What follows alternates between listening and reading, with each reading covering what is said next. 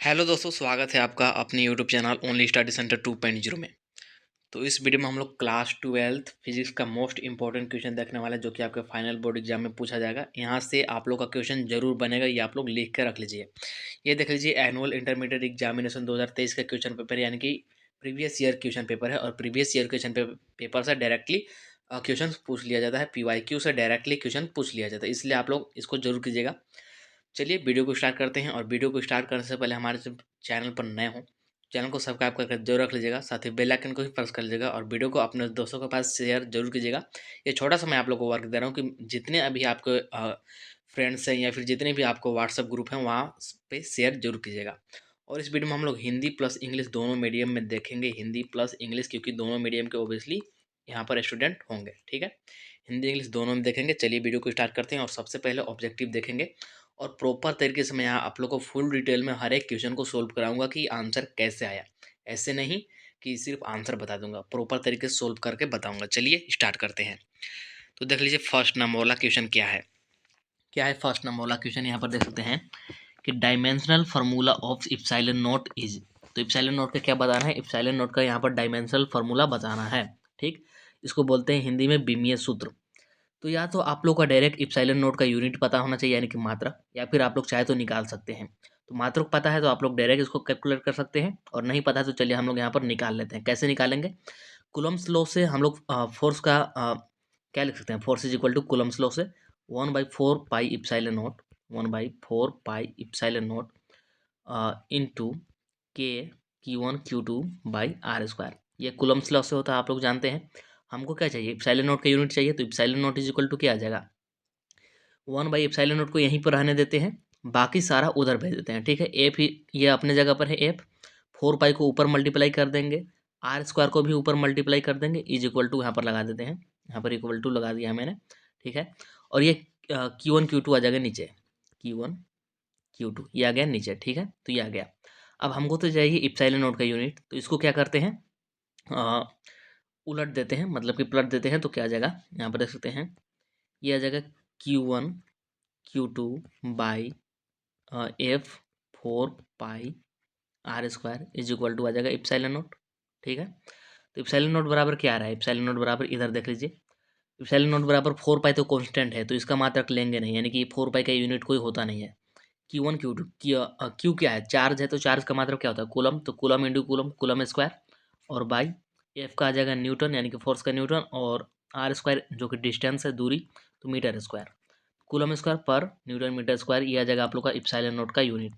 इस प्रकार से इप्सिलॉन नोट का यूनिट हम लोग निकाल सकते हैं, और यदि आप लोग को डायरेक्ट यूनिट पता है तो आप लोग डायरेक्ट भी इसका डायमेंशन निकाल सकते हैं। ठीक है, तो चलिए अब हम लोग इसका डायमेंशन निकालते हैं। हम लोगों ने यहाँ पर सबसे पहले यूनिट निकाल लिया। ठीक है, तो यूनिट क्या है? इप्सिलॉन नोट का यूनिट मैं यहाँ पर लिख देता हूँ, कूलम स्क्वायर पर न्यूटन मीटर स्क्वायर, ये हमारा यूनिट आया। ठीक है, तो अब जो हमारा ये कूलम होता है, ये किसके बराबर? तो ये होता है हमारा एम्पियर इंटू सेकेंड, तो इसको लिखते हैं एम्पियर, और सेकेंड को क्या लिख सकते हैं? T।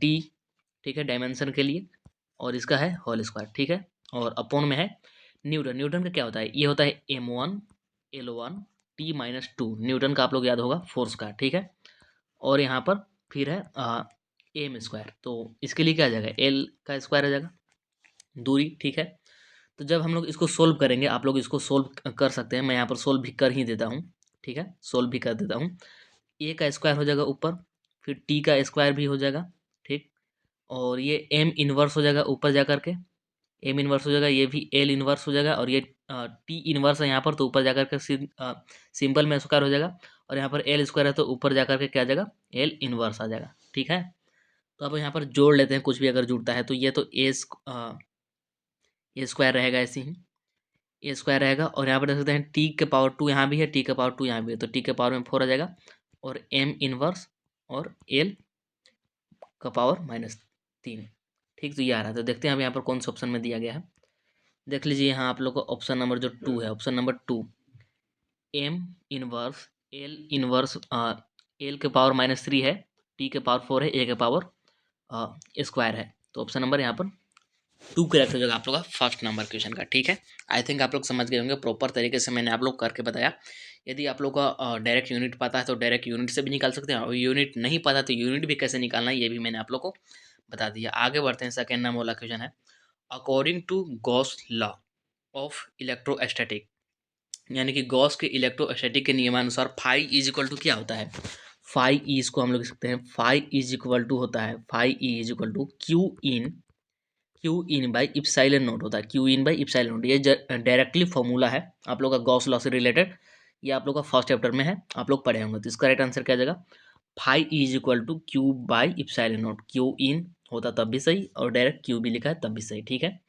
नेक्स्ट आगे बढ़ते हैं, आगे देख लीजिए यहाँ पर थर्ड नंबर वाला क्वेश्चन क्या है, देख सकते हैं कि the number of electrons for 2 Coulomb's of charge is, ठीक है। हिंदी में भी क्वेश्चन देख लीजिए, हिंदी में भी क्या है कि 2 कूलम आवेश के लिए इलेक्ट्रॉनों की संख्या, 2 कूलम आवेश के लिए इलेक्ट्रॉनों की संख्या पूछ रहा है, ठीक है।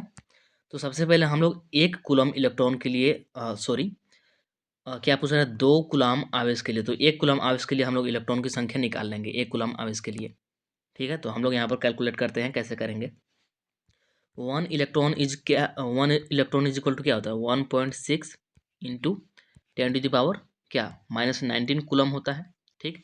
तो 1 कूलम इज क्या आ जाएगा, 1 कूलम इज, यहाँ पर मैं कर देता हूँ, that implies 1 coulomb is equal to 1/1.6 into 10 to the power -19 electron, ये आ जाएगा। 1 कूलम में इतने इलेक्ट्रॉन, और जब इसको डिवाइड लगाएंगे 1 से, तो ये आ जाएगा 0.625, और ये ऊपर जाकर के पॉजिटिव हो जाएगा, -19, ऊपर जाकर के +19 हो जाएगा, तो ये +19, ठीक है। ये आया इतने इलेक्ट्रॉन 1 कूलम में, ठीक है। इसको ऐसे भी लिख सकते हैं, 6.25 into 10 to the power 18 coulomb, ऐसे लिखा जा सकता है, कोई डाउट नहीं है। तो हमसे क्या पूछा है, हमसे पूछा है the number of electrons for 2 Coulomb's of charge, 2 Coulomb's, तो 1 कूलम्स का निकाल ले, तो 2 कूलम्स का क्या करेंगे, 2 से मल्टीप्लाई कर देंगे, तो इसलिए 2 कूलम्स इज इक्वल टू क्या आ जाएगा, 2 into 6.25 into 10 to the power क्या 18, 18 आ जाएगा, ठीक है। तो इसको हम लोग करेंगे, जब मल्टीप्लाई कीजिएगा तो ये आप लोग का निकल के आएगा 12.5 इंटू 10 टू द पावर 18, 18 निकल के आ जाएगा इलेक्ट्रॉन, ठीक है। तो इसको आगे क्या लिख सकते हैं, 1.25 लिख सकते हैं, 1.25 और इंटू 10 टू द पावर यहाँ पर आ जाएगा 19 कूलम नहीं, इलेक्ट्रॉन। तो यहाँ पर कौन सा ऑप्शन सही हो जाएगा, ऑप्शन नंबर आप लोग का सेकेंड सही हो जाएगा, ऑप्शन नंबर सेकेंड। आगे बढ़ते हैं, आगे देख लीजिए, यहाँ पर फिर है और नंबर वाला क्वेश्चन देख लीजिए क्या है, if the distance between 2 plates of a parallel plate क्या है, capacitor is half its capacity, यदि किसी समांतर पट्टिका संधारित्र की पट्टिकाओं के बीच की दूरी आधी कर दी जाए तो उसकी धारिता। तो समांतर प्लेट संधारित्र के सबसे पहले हम लोग यहाँ पर धारिता लिखेंगे, यानी कि पैरेलल प्लेट कैपेसिटर का कैपेसिटेंस क्या होता है, तो ये होता है C is equal to A epsilon naught by D, ठीक। तो यहाँ पर देख सकते हैं कि C जो है डी के इन्वर्सली प्रोपोर्शनल है, मतलब इसको हम लोग इस प्रकार से लिख सकते हैं कि C1/C2 इज इक्वल टू, यहाँ पर आ जाएगा आप लोग का क्या D2/D1, ठीक है। अब यहाँ पर मैं करता हूँ, तो यहाँ पर C2 इज इक्वल टू क्या आ जाएगा, C2 इज इक्वल टू आ जाएगा D1/D2, और इनटू में यहाँ पर क्या आ जाएगा C1, ठीक है। तो हमको C2 का मान निकालना है, जो कि चेंज होगा, ठीक है। तो D1 का मान एक बार के लिए मान लीजिए क्या है, D है, तो ठीक। D2 का क्या होगा, यहाँ पर क्वेश्चन में बोल दिया कि हाफ करना है, यानी कि आधा करना है, तो D/2 आ जाएगा D2 का मान, ठीक है। और इनटू में C1 को मान लीजिए C है, तो क्या ये आ जाएगा, यहाँ पर करते हैं, तो ये आ जाएगा C2 इज इक्वल टू यहाँ पर आप लोग का आ जाएगा ये ये गुना होकर के 2D आ जाएगा, और यहाँ पर इनटू में C, ठीक। तो D से D कैंसिल हो जाएगा, यहाँ पर D से D ये हो जाएगा कैंसिल, तो यहाँ पर जो आप लोग का C2 निकल के आ जाएगा, C2 C/2 का आ जाएगा, C/2 के बराबर, C2 इज इक्वल टू आ जाएगा C/2, क्योंकि D/D कैंसिल हो गया था, ठीक। तो ये आ गया आप लोग का C/2, यानी कि आधा हो जाएगा, आधा। देख लीजिए यहाँ पर क्या आ जाएगा, डिक्रीज 2 टाइम्स, यानी कि दुगनी घट जाएगी, घट जाती है, ठीक। आगे बढ़ते हैं, तो 5 नंबर वाला क्वेश्चन है, देख लीजिए क्या है, यहाँ पर देख सकते हैं the electric potential at a point inside a charged spherical shell is, किसी आवेशित गोलीय कवच के आंतरिक बिंदु पर विद्युत विभव का मान। मान लीजिए हमारे पास ये मैं कोई एक एक सेकेंड, कलर चेंज करता हूँ यहाँ पे। मान लीजिए ये कोई हमारे पास ठीक है।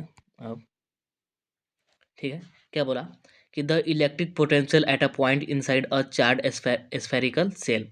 तो ये हमारे पास कोई स्फेरिकल सेल है और ये साथ में क्या है, चार्ज है। ठीक, मानते हैं हम लोग यहाँ पर ये पॉजिटिव चार्ज है। ठीक है, तो बोल रहा है कि इनसाइड यानी कि अंदर किसी आवेशित गोलीय कवच के आंतरिक बिंदु पर विद्युत विभव का मान, यानी कि अंदर, ठीक है, स्फेरिकल जो चार्ज स्फेरिकल सेल है इसके अंदर, इनसाइड, इनसाइड में बताना क्या, इलेक्ट्रिक पोटेंशियल। तो क्या होता है ये होता है आप लोग का कांस्टेंट, यानी कि इसको बोलते हैं नियत। कांस्टेंट को बोलते हैं नियत। नियत क्यों होता है, क्योंकि यहाँ पर जो विद्युत क्षेत्र है यानी कि इलेक्ट्रिक फील्ड जो होता है अंदर, इलेक्ट्रिक फील्ड जो होता है ये अंदर शून्य होता है। स्फेरिकल जो भी सेल होते हैं उसके अंदर इलेक्ट्रिक फील्ड जीरो होता है, इसलिए यहाँ पर ये नियत होगा। और ये किसके बराबर होगा, यदि आप लोग यहाँ पर निकालना चाहें तो ये आप लोग का निकल के आता है के क्यू बाई आर के बराबर निकल के आता है। और ये इतना ही रहता है, ये चेंज नहीं होता है, मतलब कि नियत रहता है। तो यहाँ पर कौन सा ऑप्शन राइट हो जाएगा, ऑप्शन नंबर आप लोग का सेकेंड, यानी कि कॉन्स्टेंट बोले तो नियत। 6 नंबर वाला क्वेश्चन देख लीजिए क्या है, देख सकते हैं यहाँ पर कि the electric field and the potential of an electric dipole, आगे क्या है यहाँ पर देख लीजिए, vary with distance r as, किसी विद्युत द्विध्रुव के विद्युत क्षेत्र एवं विभव दूरी के साथ किस प्रकार परिवर्तित होते हैं। तो ये सिंपल क्वेश्चन से आप लोग अगर फॉर्मूला याद होगा तो आप लोग इसको डायरेक्ट बना सकते हैं। क्या बोल रहा है, the electric field and the potential of an electric dipole. तो इलेक्ट्रिक डाइपोल के लिए यानी कि विद्युत द्विध्रुव के लिए जो क्या विद्युत क्षेत्र और विद्युत विभव कितना होता है, सबसे पहले हम लोग यहाँ पर लिख लेते हैं। ठीक है, तो इलेक्ट्रिक डाइपोल के लिए तो सबसे पहले विद्युत क्षेत्र लिखते हैं। ई इज इक्वल टू क्या आता है, ई इज इक्वल टू आता है एक तो 2 kp/r क्यू, ये होता है एक्सिस पर, और एक होता है kp/r क्यू, ये होता है निरक्ष पर, ये अक्ष पर, ये निरक्ष पर हिंदी में, और ये होता है एक्सिस पर। ठीक, इंग्लिश में बोलते हैं। तो ये हो गया क्या विद्युत क्षेत्र और विभव। अगर भी लिखना चाहें तो ये क्या होता है, ये किसके बराबर होता है भी, किसके लिए, इलेक्ट्रिक डाइपोल के लिए यानी कि विद्युत द्विध्रुव के लिए ये होता है आप लोग का KP cos theta by R square, ये होता है। तो आप लोग देख पा रहे हैं कि जो विद्युत क्षेत्र यानी कि जो इलेक्ट्रिक फील्ड है उसके लिए 1/r क्यू है, और जो यहाँ पर विद्युत विभव यानी कि जो क्या है इलेक्ट्रिक विभव को क्या बोलते हैं, विभव को बोलते हैं यहाँ पर पोटेंशियल। तो जो इलेक्ट्रिक पोटेंशियल है ये आर स्क्वायर के मतलब कि आर स्क्वायर से रिलेटेड है। ठीक है, तो यहाँ पर कौन सा ऑप्शन ऐड हो जाएगा, देख लीजिए यहाँ पर देखिए 1/r Q and 1/r square, 1/r Q एवं 1/r स्क्वायर।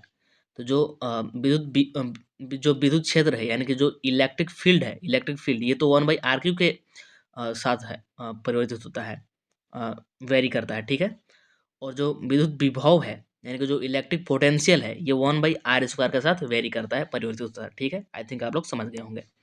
नेक्स्ट क्वेश्चन देख लीजिए 7 नंबर वाला क्या है कि Kirchhoff's loop rule is a direct क्या है consequence of law of conservation of. ठीक है, हिंदी में है, किरचॉफ का पास नियम किस राशि के संरक्षण के नियम की सीधी क्या है परिणति है। ठीक, तो इसका राइट आंसर क्या आ जाएगा, इसका ये तो डायरेक्ट आप लोग का बोल सकते हैं एक प्रकार से डिफिनेशन बेस्ड है। तो इसका राइट आंसर आ जाएगा एनर्जी यानी कि ऊर्जा, ऊर्जा संरक्षण का नियम यानी कि law of conservation of energy बोल सकते हैं। ठीक है, ऊर्जा संरक्षण का नियम। तो ऑप्शन नंबर यहाँ पर 4 करेक्ट हो जाएगा आप लोग का, डायरेक्ट ये आप लोग का डिफिनेशन बेस्ड है। इसके बाद आगे बढ़ते हैं, आगे देख लीजिए यहाँ पर 8 नंबर वाला क्वेश्चन क्या है, 8 नंबर वाला कि a charge particle had drift velocity का मान दे रखा है। मैं यहाँ पर लिख लेता हूँ, ड्रिफ्ट वेलोसिटी को किससे डिनोट करते हैं हम लोग, वी से डिनोट करते हैं, वी। ये कितना है 4.2 इंटू 10 टू द पावर क्या है यहाँ पर -4 मीटर/सेकेंड। ठीक, इन क्या है यहाँ पर देखते हैं, इन इलेक्ट्रिक फील्ड यहाँ पर दिख नहीं रहा है, थोड़ा सा मैं इसको इरेज करता हूँ, देख लेते हैं यहाँ पर, ये आप लोग का मीटर पर सेकेंड है। इन electric field of 2.1 into 10⁻⁻10 volt पर मीटर इट्स मोबिलिटी। तो इलेक्ट्रिक फील्ड दे रखा है, इलेक्ट्रिक फील्ड यहाँ पर लिख लेते हैं, कितना है 2.1 इंटू 10⁻⁻10 वोल्ट पर मीटर यहाँ पर दे रखा है। ठीक, तो मोबिलिटी निकालना है, मोबिलिटी हिंदी में पढ़ देता हूँ। विद्युत क्षेत्र दे रखा है, ये है इतना, विद्युत क्षेत्र इतना में एक आवेशित कण का अपवाह वेग, अपवाह वेग को बोलते हैं ड्रिफ्ट वेलोसिटी। ठीक है, इतना दे रखा है। तो कण की गतिशीलता, गतिशीलता यानी कि मोबिलिटी। तो मोबिलिटी को हम लोग किससे डिनोट करते हैं? मोबिलिटी को डिनोट करते हैं म्यू से। तो म्यू इज इक्वल टू क्या आता है? म्यू इज इक्वल टू होता है वी डी, यानी कि डिराइव्ड जो होता है आप लोग का क्या, ड्रिफ्ट वेलोसिटी। तो आप लोग का ड्रिफ्ट वेलोसिटी होता है, उसका परिणाम यानी कि मैग्नीट्यूड बाई होता है जो इलेक्ट्रिक फील्ड है इसका मैग्नीट्यूड यानी कि परिमाण। ठीक है, तो यहाँ पर दे रखा है 4.2 इंटू 10⁻⁻4 और ये बाई में आ जाएगा 2.1 इंटू 10⁻ क्या -10। तो ये 2 बार में कैंसिल होगा 2, और ये ऊपर जाकर के 10 पॉजिटिव होगा तो 4 घट जाएगा तो 6 आ जाएगा, यानी कि 2 इंटू 10⁻6 आ जाएगा, 2 इंटू 10⁻6 आ जाएगा। ठीक, और क्या क्या आ जाएगा, मीटर स्क्वायर आएगा, साथ में वोल्ट इनवर्स आएगा और सेकेंड इनवर्स आएगा। ठीक, तो ऑप्शन नंबर यहाँ पर बी करेक्ट जाएगा, बी करेक्ट। आगे बढ़ते हैं, तो 9 नंबर वाला क्वेश्चन यहाँ पर देखते हैं। 9 नंबर वाला क्वेश्चन क्या दिया गया है, हाँ देख लीजिए यहाँ पर क्या है कि the magnetic force F vector on a क्या है current carrying conductor at, sorry यहाँ पर क्या है देख लेते हैं थोड़ा सा इरेज करके, of length L in an external magnetic field B vector is given bye.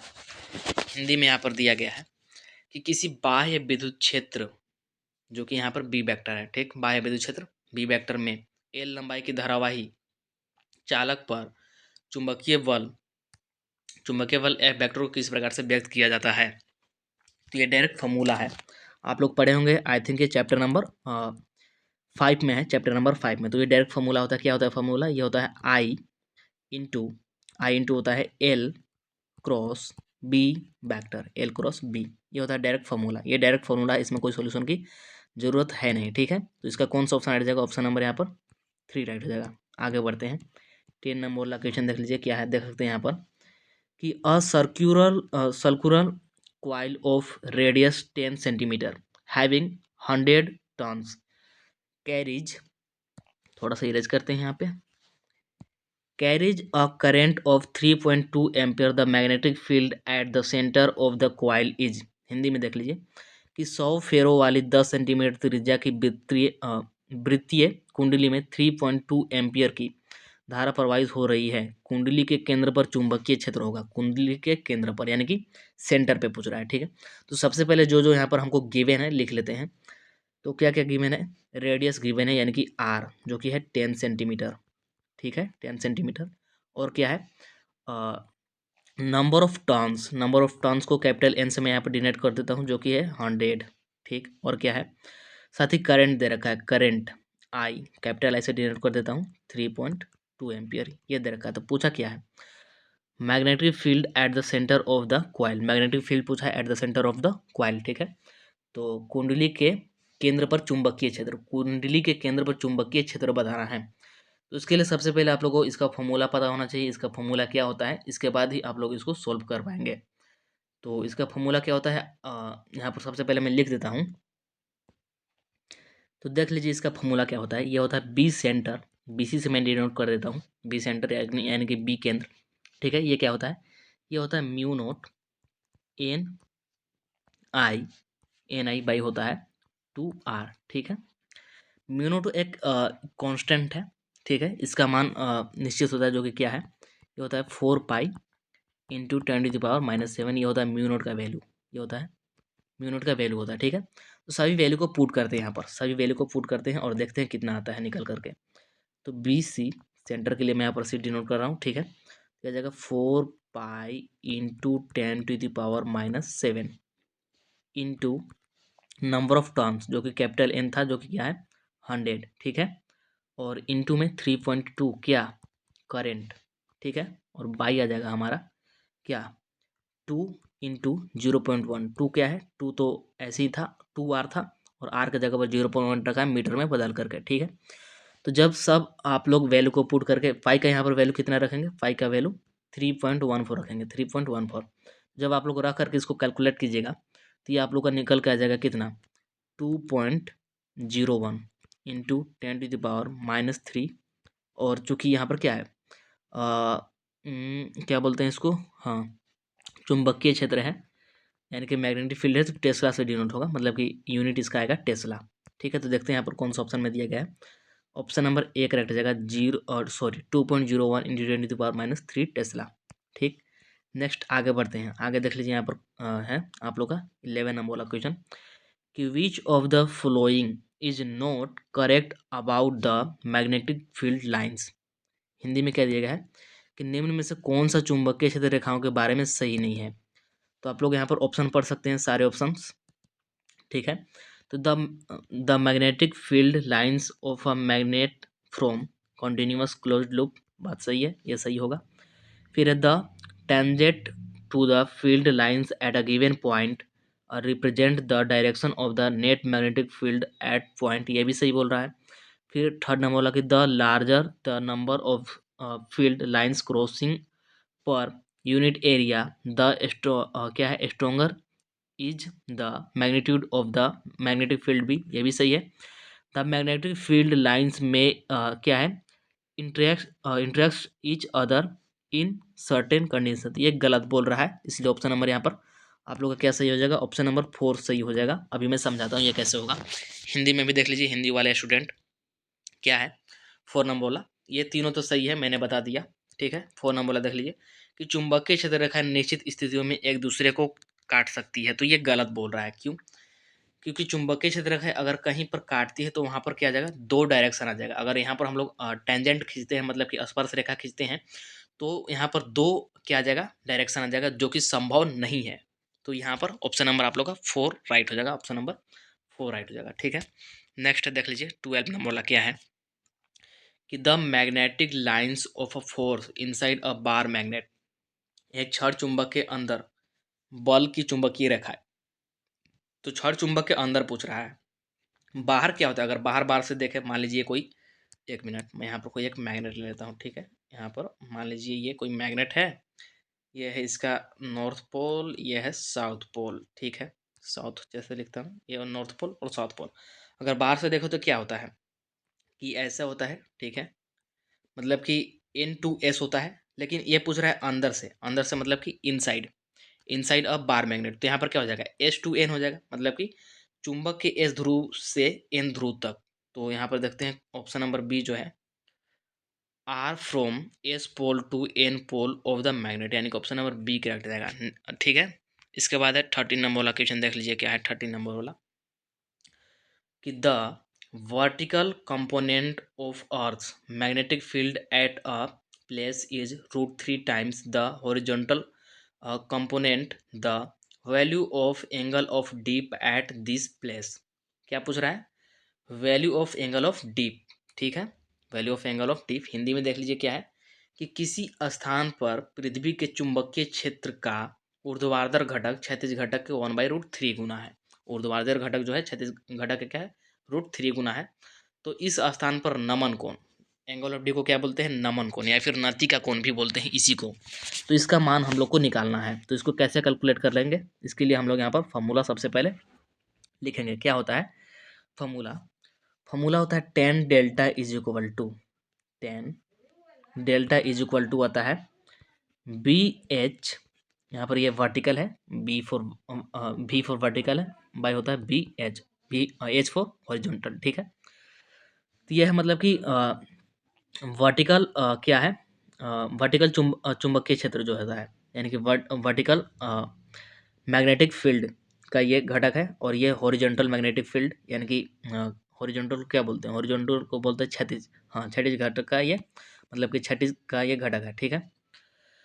और हमको क्वेश्चन में दे रखा है कि बी भी is equal to √3 by B H. आप लोग पढ़िए, यहाँ पर क्वेश्चन दिया गया है कि the vertical component of earth magnetic field at a place is √3 times the horizontal. ये हमको दे रखा है, गिवन है। ठीक, यहाँ पर हिंदी में भी देख सकते हैं कि चुंबकीय क्षेत्र का जो ऊर्ध्वाधर घटक है क्षैतिज घटक का √3 गुना है। तो यहाँ पर मैंने वही लिखा है क्वेश्चन से। ये कहाँ से आया हमारे पास, ये क्वेश्चन से आया और ये हमारे पास फॉर्मूला होता है। तो अब कुछ नहीं करेंगे, बस वैल्यू को पुट करते हैं। वैल्यू को यहाँ पर क्या करेंगे, पुट करेंगे। ठीक है, तो हमारा आंसर निकल के आ जाएगा। तो चलिए फिर वैल्यू को यहाँ पर पुट कर देते हैं। तो यहाँ पर हमको बी भी का मान पता है, जो कि है √3 टाइम्स बी एच अपॉन में B H as it is रहेगा। तो यहाँ पर बी एच से बी एच कैंसिल हो जाएगा, तो √3 बचेगा, यानी कि tan delta is equal to √3। और 10 में √3 का मान कितने पर आता है, कितने डिग्री पर, ये आप लोग आता है 60 डिग्री पर। तो यहाँ पर कितना माना जाएगा, एंगल ऑफ डिप कितना आ जाएगा 60 डिग्री, यानी कि ऑप्शन नंबर सी 3 करेक्ट आ जाएगा। फिर आगे बढ़ते हैं 14 नंबर वाला क्वेश्चन देख लीजिए क्या है 14 नंबर वाला। The magnetic flux linked with a coil of n turns of area यहाँ पर थोड़ा सा मैं इरेज करता हूँ।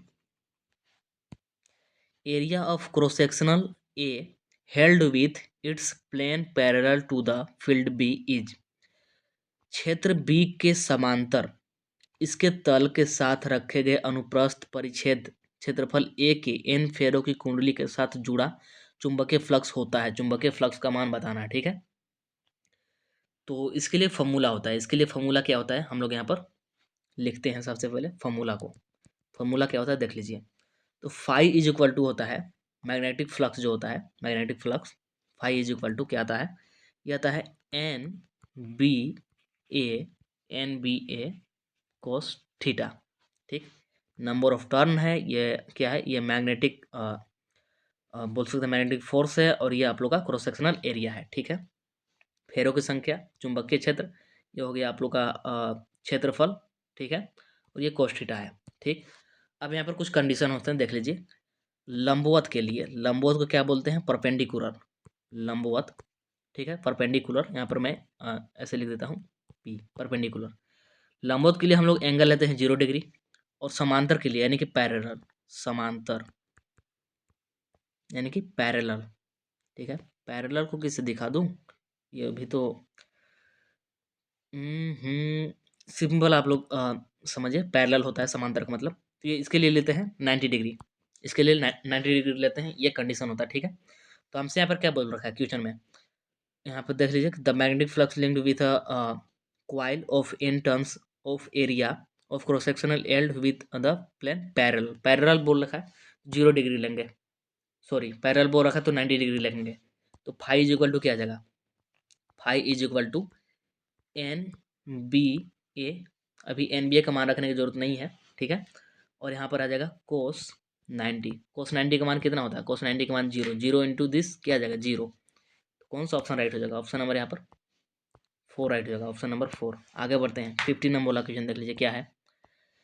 Direction of current induced in a wire moving in a magnetic field is found using. किसी चुंबकीय क्षेत्र में गतिमान तार में प्रेरित धारा की दिशा किसका प्रयोग करके प्राप्त करते हैं। तो ये आप लोग का चैप्टर नंबर 4 से है डायरेक्ट, ये होता है आप लोग का, आप लोग पढ़े होंगे ये थ्योरी बेस है। ये होता है फ्लेमिंग्स राइट हैंड रूल, यानी कि ऑप्शन नंबर सेकंड करेक्ट हो जाएगा, फ्लेमिंग्स के दाएं हाथ का नियम। तो इस वीडियो में मैं आप लोग का इतना ही कराऊंगा, 15 नंबर क्वेश्चन तक है, क्योंकि वीडियो ऑलरेडी बहुत ज़्यादा लंबा हो चुका है। मैं वीडियो को बहुत ज़्यादा लंबा करना नहीं चाहता हूँ, क्योंकि आप लोग वीडियो को ऐसे भी शेयर नहीं करते हैं, तो मैं वीडियो को ज़्यादा लंबा नहीं करूँगा। यदि इस वीडियो पर अच्छा आप लोग का रिस्पांस आता है, मैक्सिमम स्टूडेंट जुड़ते हैं, मैक्सिमम स्टूडेंट देखते हैं, तो सेकेंड वीडियो आप लोग सेकेंड वीडियो यानी कि सेकेंड पार्ट इसका जल्द ही अपलोड कर दिया जाएगा। और यदि आप लोग का रिस्पांस ख़राब होता है तो फिर देखेंगे कब इसका अपलोड किया जाता है। तो आप लोग ज़्यादा से ज़्यादा शेयर कीजिएगा, ताकि ज़्यादा से ज़्यादा मैक्सिमम स्टूडेंट जुड़ सके। और वीडियो कैसा लगा ये भी बताइएगा। ठीक है, और वीडियो पसंद आएगा तो लाइक जरूर कर दीजिएगा, चैनल को सब्सक्राइब करके जरूर रख लीजिएगा। और नेक्स्ट वीडियो कौन सा सब्जेक्ट का चाहिए ये भी बताइएगा। ठीक है, चलिए फिर मिलते